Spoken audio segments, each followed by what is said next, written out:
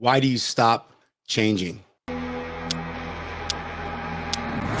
what you allow to come in your mind controls your fucking heart.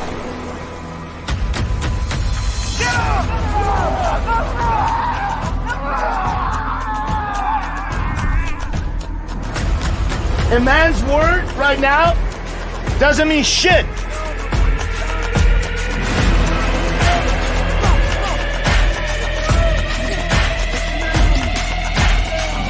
Imagine if you just have that in your life. You have the truth and you have honor. That everything that comes out of your fucking mouth, you do it. That you do the shit that you said you're gonna do.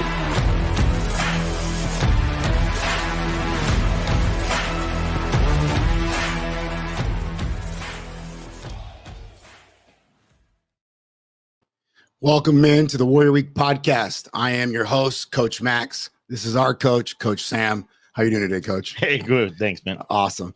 Today, Coach, I wanted to talk about why do men stop and shy away from changing? 3, 2, 1, let's get into this thing. What is change? Like the question of change for me, Coach, is this ability to almost what you talk about with shifting the car and being able to shift. And what I've seen, generically with a lot of men is that they start changing, they start shifting, and then suddenly they fucking get scared and they pull the car off the road. They don't want to stay in the car. There's so much there. And why is it that men just stop the change? Yeah. Good question. I mean, good topic, right? The idea of change. When you look at it, you say there's a couple of questions that comes to mind. Is change necessary? Is change happening anyway, despite your willingness to change? There's so many angles you look at. Do I ever want to change? Do I even have the choice in change? So in order to ultimately understand this from one place rather than come at it at different angles, you go to the source, and the source is truly in the mind. Everything begins in the mind. And what you and I have allowed ourselves to inform our mind will determine, number one, the number of choices available, and number two, the ability to make choices, aka decisions, and number three, the actual choice made and the sustainability of that choice. So if we really break it down to, what you look at losing weight. At the end of the day, why would a person decide to lose weight? Because something is informing his mind about the necessity of changing that state of what he's seeing or what he's feeling. Now, a person can look at himself in the mirror and desire change for years, or a person can be quickly put in a hospital because of a health issue, and that desire now becomes like a necessity to survive. And ultimately, the choice is the same, which is to lose weight. The sense of urgency or the tension that comes with the time that is required for that change changes dramatically. So what truly happened was what has informed the mind of that person. The mind of that person was informed by the mirror, or the mind of that person was informed about some serious health issues. So I believe looking at the source will allow us to investigate further on this question of, is change required? And two, does it even require our involvement in it? Because the other way you can look at it is, hey, whether you like it or not, change will take place. The weather is changing, the technology is changing, like everything is changing, whether you have an input in it or not. The idea is, will you be an obstacle to this change or not? Because ultimately, if you get to a state where you're no longer resisting to any change and you're no longer the obstacle, then change takes place regardless of your efforts. So it's almost like you can choose to sit on the sideline, or you can choose to be involved with this change, and then being in the game, right? Like get inside there, figure it out. And then, you know, that you made a great point that if I go to the hospital and suddenly I'm sick and then I have a big pain and that's what causes me to change. But if I don't have a lot of pain, or I don't even see the necessity of change, I'm almost blinded by the change. And yet we see men all the time go through years of not focusing on their family, not focusing on the relationship with their wife. They just drift away from it. And yet that interaction needs change. Yet there's no awareness of change. Correct. You know, there's no awareness of the change because there's no blueprint to, number one, demand for change. Number two, to say, here's the instruction while change is happening. There's no blueprint.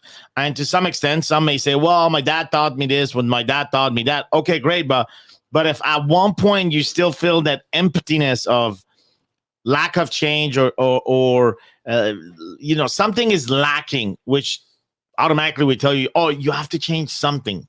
Because if it's not working, something has to be changed. And if that's the inner dialogue in your mind as a man, well, you can be proclaiming that everything your dad thought was complete because it's not. And so that's one of the things that that we need to kind of like swallow our own ego when it comes to, oh, I love my dad, I love my family. Yeah, the love has nothing to do with the knowledge transfer. And ultimately, today, you have to look at yourself and say, you know, are you geared up to transfer the knowledge for the future generation? Because listen, man, you and I kids right now are on a suicide fucking mission right now with what's happening in the world. And I'm not being negative. I'm actually a very positive guy when it comes around the world. But here's what I know. I am focused in my world, but I know it's a shit show in the world. And I have no control on the outside, but I do have a massive voice in my world. And I want that massive world in my world to reach to the ears of my children louder and more frequent than the fucking voice in the world that will not hesitate to broadcast, bro. Yeah, you know, it comes down to almost like transcending this knowledge, right? Your father gave you knowledge. They only knew so much as they did. My dad was beat to shit. So he chose not to hit us. And thank God he did that. And then my knowledge is not only that, but I have to actually give more to my kids, like showing them, hey, not to be angry, not to always fucking put them down, all kinds of stuff. We can't just stop from one generation to the next. And like you said, like you have to consistently search for this. You have to be willing to open that up and be the loudest fucking voice in your house. Yeah. Be the loudest voice inside of their ears, because if not, anybody else will be. That's right. And so now where we leaning towards right now, it's, you know, why even change? Why change your current pattern and behaviors? Because that's the only thing we can change. We'll truly never change who we are as a person, because it was never our choice to say, this is what I chose. It was given to us as an identity by God, and we'll return to him with the same identity. But we do have a time and a period on this planet, and it's up to us to inform ourselves and look at the patterns and behaviors that is required of us to proclaim the changes that will support that identity. Now, number one is, what is that identity? Well, fuck, how do I get to know myself? Well, you can read 900 psychology books, and at best you have a reference of what other human may be like. And so because of other human are maybe like that, maybe perhaps you're in the same category. You can believe that, and that's called psychology. Or you can investigate in a place where, well, the first step to know yourself is to know who God is. Because if you're made of an image of God, just an image, not the same category, you're not made of the same category. Now, God, you and I are made of the same image. Well, what is that image? Well, it's a duty for me to know God. As I get to know God, I get to know myself. Well, the question is, where do I get to know God? I can't know God in science classes. I can't go know God in psychology. I can't know, like, those places. I'll find him anyway. I'll find him in the nature, but there's a place where he specifically has revealed himself, and that's in the Bible. And that's in the 66 books of God, and word by word. Now, one may say, well, how do I know that, you know, that nothing has been changed by man? Nothing has been changed by science, by philosophy. You know, how do I trust that? Well, dude, listen, man, if you believe in the same God that I do, then, you know, this majestic God would just not allow any human to change his word. That's like the ultimate frame. If you want to get pretty scientific about it, I've done a 6-hour study on this, and we can get scientific, but that's not what we're talking about right now. But ultimately, that becomes the center. So a man without a center will have no references to what changes mean because he doesn't know what he's changing for.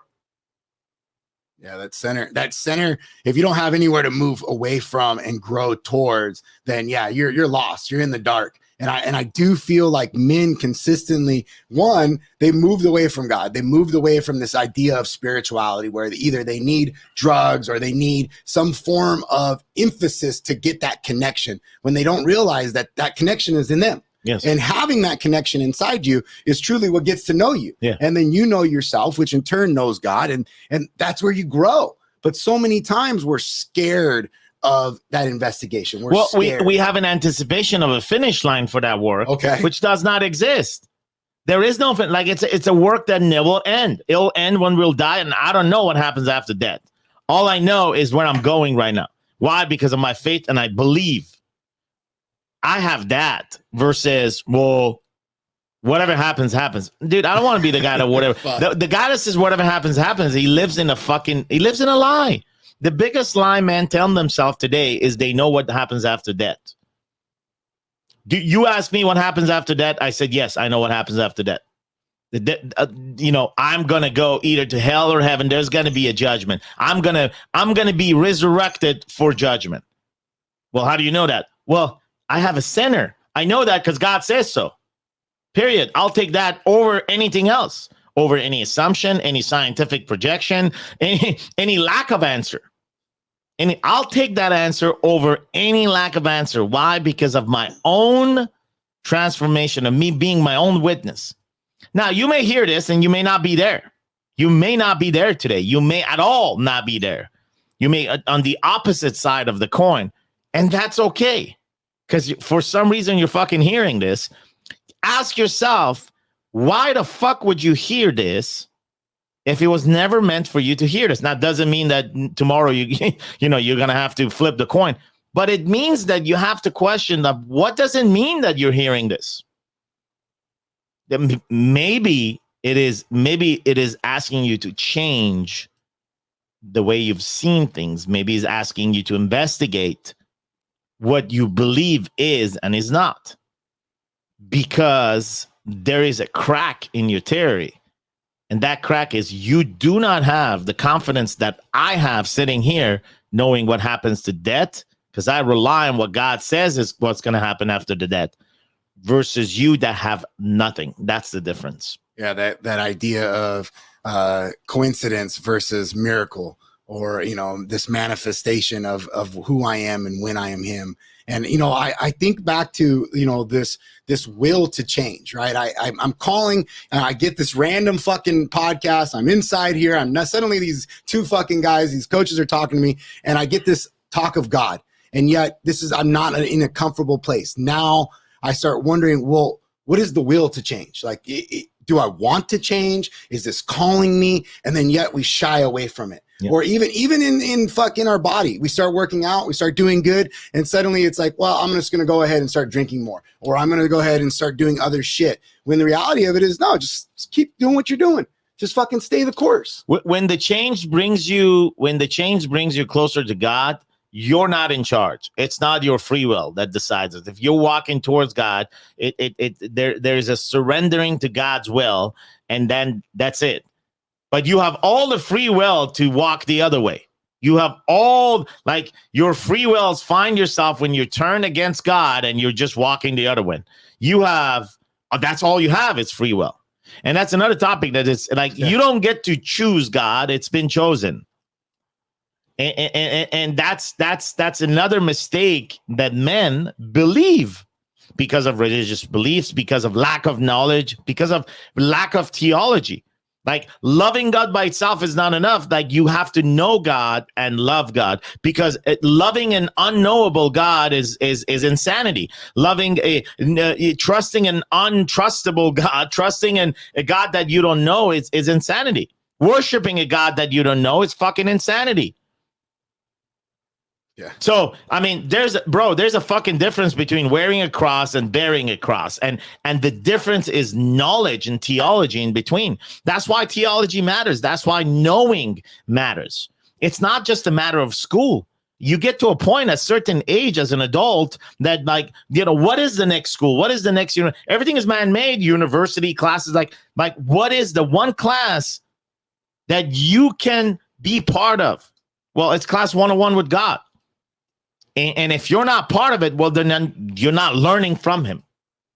I mean, fuck, man, there's so many men out there that don't even study, like just read and want to investigate those type of things. Or even like when we see men come into Warrior Week in the lead up, not even knowing how to ask questions to themselves. Correct. Like they don't even know internal questions to see themselves or find that mirror. And suddenly they're like, oh, fuck. I haven't even had a conversation with myself. I'm 42, 45 years old, and I haven't even had a fucking internal conversation. That's why Warrior Week is for the people that are hurting, that don't know how to ask this question, or don't have a blueprint. This conversation is I'm not looking for people to nod their head and say, yeah, this guy is right. Yeah. I'm actually looking for people to hear this and say, this guy is full of it. And I say, yeah, I am full of it, but don't blame it on me. If you want to blame somebody, blame Christ. Christ said that there's only one way to God, and that's through him. I didn't say that. He said that. I just happen to believe that 100%. And if you don't, then there's a crack in your theory. You know, I was thinking about this with specifically, speaking of being more religious and finding Christ. You know, we had a man come into Warrior Week. And specifically wanted that awakening. Correct. And he got the awakening. He got the awakening through the event. He got the awakening through the process. And he was someone who came before and then kind of fell out. It didn't click for him. And then he came back and had a bigger shift, bigger awareness. And then inside this suddenly, I don't know if it's for me. I don't know if I have the time. And yet the calling brought him back. The calling made him do the work. And then suddenly the change, the inability to stay to the endurance of it, you know, where did the crack in the thought process come? You said it yourself. It's the key to change is endurance. No endurance, no permanent change, no permanent shift. And truly, when there's a spiritual shift that takes place, life becomes more difficult. And life becomes more difficult because there's more attacks on your thoughts. There's more story that shows up. There is more doubt that will show up. And it can be very easy to overcome those, or it can be very difficult, depending how conditioned you are to entertain your mind. This particular individual, I know exactly who you're talking to. Good man, but just you like a double-minded man, like a slave to two masters. That's not going to work. Yeah, that nailed it right there. A slave to two masters, you know, like you want this connection to God, but then you're a slave to work. You want this connection to God, and then you're a slave to your wife. You want this connection to God, and you're a slave to your body. You know, it's very easy. And you said it too, is being able to submit, being able to allow yourself to open yourself to God. And yet, what does that really mean? Like, men wouldn't understand what it means to surrender. That means it's okay for you to keep fucking up. Like, it's okay for you and I to keep fucking up, but it's not okay to quit on God. Yeah. Yeah. You know, but we will fuck up. We are designed to fuck up. There is no holy man. There is no perfect. There was one. It was just Christ, the humanity of Christ. But there's no righteous man. All our righteous deeds at the end of the day would just be a filthy rag next to him. And I mean, this is written. It has been said. And yet we either fight to become righteous, and in the process of that forget love, or we become so lovely that we deny everything that is required for us to obey. I love this concept of, being blessed to have sin. That's really, to me, which drives me today, because it drives me closer to God. Not that I'm out there sinning, but it makes me realize my humanity. It makes me realize the gift that God gave me to be aware of him, and knowing that I'm moving towards him to allow myself to love more. And then loving, like we talk about all the time, loving other men, loving those around us is very difficult, even in a society like today. To allow somebody else to go fucking first, to open the door for somebody else and then walk through and say thank you. There's not that type of openness to want to give or even serve other people. What's rough is endurance in love. Everybody can demonstrate threads of love, right? Like pieces of it, daily, weekly, monthly. But to endure in love, and one of the greatest challenges and examples that we have is to build a home. Building a home is God's design. So in that design, it's challenging to build a home. I remember when I got married, my dad, went on the podium and said, it's one thing to live with someone. It's a whole different thing to build a life with someone. And I look at like, how many men are there right now, maybe including you that is listening to this, that you're just living in your marriage, that you're living with your children. You're not building a home. And God's design for you was to build a home, build the family unit. And taking your kid to the baseball game, that's not what defines building a home. You got it all wrong. Like the list of to-do that comes from your little church or the Christian community or any other kind of community, the list of to-do, that's not what builds a home. And so that's the crack that you have to make in your foundation, because if it's not built on the foundation of it, the platform of the initial evangelization of your children and introduction to God, then it's not a solid platform. Then it's not that the enemy somehow infiltrated in your house and is against God's design, which is after destroying your home. And the place is going to attack you is going to attack you in your kid's mind. It's going to attack you in your wife's mind. And you've allowed that crack because you haven't solidified the foundation. And that's the problem. You come to Warrior Week to recognize that foundation mattered. But then as you quit on the foundation, like you're building upon that foundation, and you are not calculating the engineering required and the threat of the cracks. And so you keep building without constantly belonging to the foundation. The place you need to spend most time is the foundation. That foundation is found at Warrior Week for the men that come through this experience. For other men, maybe elsewhere. But if you're happening to listen to this, and inside of this conversation, it will always be at Warrior Week. Is it the only place? No, but we're not going to go through that every single conversation.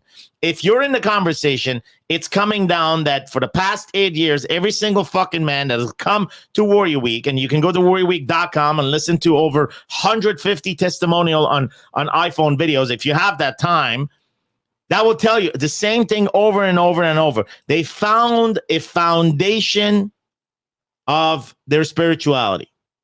That was the missing piece. And everything else blew from there. Now, those that preserved it, after 8 years, they have built kingdoms. They have built cities. They run cities. Those that have abandoned it, at best, came back. At best.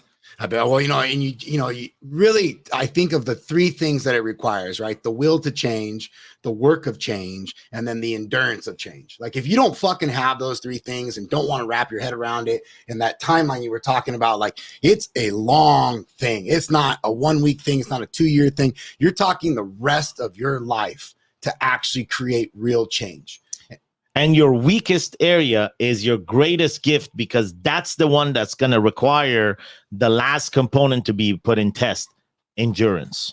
Because if you have the will and you can do the work and you solve the problem too quickly, you've never got to experience endurance. And that we talked about that. Yeah. The essence of love is endurance. Can you continue to love? You know, Coach, I was also thinking now of another man that specifically was always scared of change. And he was scared because he didn't want to leave those around him behind. As he built his kingdom, as he built his city, he didn't want to leave others behind. And when I think of that, I'm always like, no, it's like that saying, all boats rise together if they're tied together, right? Right. Why would you, and you think of the impact. You never built it with them. No, yeah, yes. Yes. That's what my dad was talking about at the wedding. It's easy to build a life with someone. It's easy to live life with someone. He was talking about me and my wife getting married, but it's difficult to build a life. They never build a life with their wife. They built all these things that they have, but that's not building together. That's not building together. Yeah. And I think of our community, even with us as men in the Warrior Week, you know, we specifically build together. And, and the tribe, you know, it's just something that's so beautiful, and watching it expand and being a part of it, it grows based off of the and you may ask, like, what is this tribe? What is this brotherhood? It's very simple. Like it's very simple. It's not, we don't have a specific protocol. We don't have 9 rules to, like, it's not some hidden secret. It's a place where truth matters first. Everybody tells the fucking truth. And it's not a place where we stopped lying. We will always continue lying. What stop lying, growth doesn't necessarily come with stopping. Growth comes in with telling and doing. So we have been telling the truth, and it required us to stop lying first. But we'd be liars if we tell you that, hey, once we stop lying, we stop lying forever. No, that is our weakest. That is our weakest human error, which is lying. Lying is the weakness of humanity. So I cannot sit here and claim that I don't have it. We'll continue to lie, but I am more aware of what a lie is, what a consequence of lie is, what is the cost of a lie, and I can catch myself in the act, thinking about the act, or after the act, and course correct, and confess and say, I'm sorry, I fucked up, and move on, and not allow that to infect my mind further and stage the next lie. See, what we don't do is that we don't lie in chain in this place. Yes. We don't. The chain of lies does not exist in this place. And that's the only thing that is different from everything else in the world. Everything else in the world. You will find a chain of lies in any other men's association, including in the most prestige fucking churches right now. You will find, and sometimes the lie comes from the chain of command down to where everybody is. That's why we don't have a chain of command. We don't. There's nobody on the stage here. Everybody's among each other. It's a unique place, and the gates to come to it is Warrior Week, period. I mean, there's a mystery that comes with it, and if you feel called, being here, being part of this, and literally allow change to happen in your life by simply removing your fucking ego and your story, just come to Warrior Week, period. Like, there is no other thing than just surrender, submit to the process, and on the other side, you will be part of change versus fucking fighting right now on the other end and trying to figure out what your brain can tell you, that what's the next program to sign up with, who's the next mentor to go and give your money to, so that somewhere, somehow, they can give you hope. Hope dies here today. Hope is found on the other side of you surrendering and letting go. That your mind is no longer in control, that you are surrendering, that what has informed your mind so far to have belief systems that can be questioned. And from that place, do not allow any other man to ever overwrite anything in your mind, but rather be the own author, be the own story writer of a new chapter. And that's what Warrior Week is.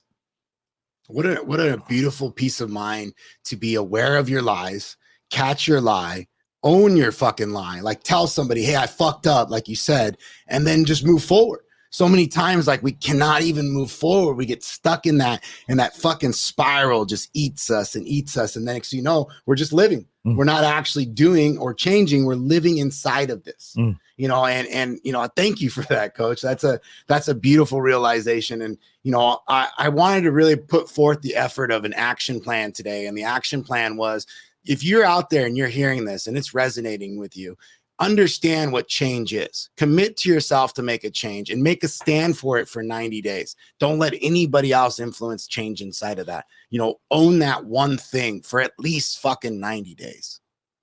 That's a beautiful recommendation. And you may ask why 90 days, because, we, for the past 8 years, that's the number that we've lived by. So you may be 92 or 95. There's no scientific reasons for it.